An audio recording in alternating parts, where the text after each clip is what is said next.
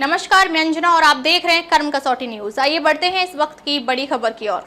दिल्ली में 3 दिन बाद आप बीजेपी के बीच होगी कांटे की टक्कर। भाजपा ने अभी तक क्यों नहीं खोले पत्ते। दिल्ली में 14 नवंबर को होने वाले मेयर और उप मेयर चुनाव के लिए बहुमत होने के बाद भी तैयारी में आम आदमी पार्टी यानी आप कोई कसर नहीं छोड़ रही है। पार्षदों के मुद्दे सुलझाने पर जोर दिया जा रहा है, साथ ही उन पर नजर रखने के लिए भी वरिष्ठ पार्षदों को जिम्मेदारी दी गई है, जो अपने जोन और अपने पड़ोसी जोन के आप पार्षदों की निगरानी कर रहे हैं। आम आदमी पार्टी को जीत का भरोसा। हालांकि आपको पूरा भरोसा है कि वे अपने पार्षदों के दम पर एक बार फिर मेयर व उप मेयर चुनाव में जीत दर्ज करेगी। फिर भी कोई कसर या नाराजगी पार्षदों में ना हो, इसलिए वे अपनी तैयारी को दुरुस्त रखना चाहती है। आप सूत्रों के मुताबिक बीते दिनों निगम प्रभारी दुर्गेश पाठक व अन्य वरिष्ठ पार्षदों के साथ पार्टी कार्यालय में बैठक हुई थी। बैठक में मेयर व उप मेयर चुनाव को लेकर रणनीति पर चर्चा हुई। पार्षदों की भाजपा में जाने से होगी मुश्किल। इसमें इस बात पर भी जोर दिया गया कि जिस प्रकार स्थायी समिति के चुनाव से पहले आपके कुछ पार्षदों ने भाजपा का दामन थाम लिया था, तो फिर ऐसा ना हो, क्योंकि विधानसभा चुनाव से पहले आपके लिए मेयर व उप मेयर चुनाव महत्वपूर्ण है। अगर इसमें कुछ ऊंच नीच हुई तो जनता में गलत संदेश जा सकता है। इसलिए पार्टी चुनाव से पहले मतदान से पहले पार्षदों का प्रशिक्षण भी प्रदान करने को लेकर देगी, ताकि कोई भी वोट गलत ना हो। भाजपा ने चुनाव को लेकर अभी नहीं खोले पत्ते।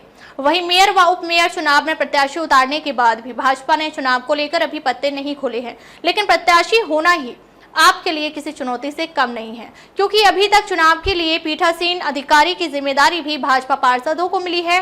14 नवंबर को होने वाले मेयर चुनाव के लिए पीठासीन अधिकारी कौन होगा, अभी यह तय नहीं हुआ है। निगम प्रक्रिया के तहत उपराज्यपाल को फाइल भेजेगा।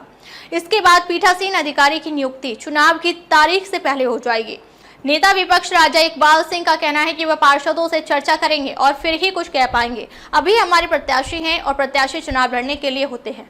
उल्लेखनीय है कि मेयर व उप मेयर चुनाव में निर्वाचित पार्षदों के साथ ही निगम में मनोनीत 14 विधायकों के साथ ही 7 लोकसभा और 3 राज्यसभा सदस्यों को मतदान का अधिकार होता है।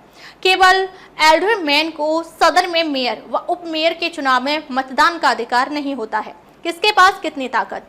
आप 143 यानी 127 पार्षद, 3 राज्यसभा सदस्य और 13 विधायक। भाजपा 122 यानी 114 पार्षद, 7 लोकसभा सांसद और 1 विधायक। कांग्रेस 8। कांग्रेस पार्षदों की संख्या कम पर भूमिका है अहम।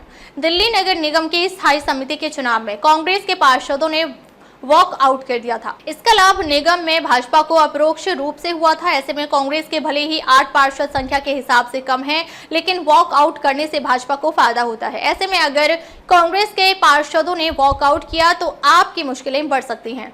हालांकि कांग्रेस ने अभी तक इस पर निर्णय नहीं लिया है कि वह क्या करेंगे, इसलिए भाजपा और आप दोनों की नजर इन पर है। अब तक लिए बस इतना ही। फिर मिलते हैं एक ऐसी ही बड़ी खबर के साथ। तब तक के लिए नमस्कार और देखते रहिए कर्म कसौटी न्यूज।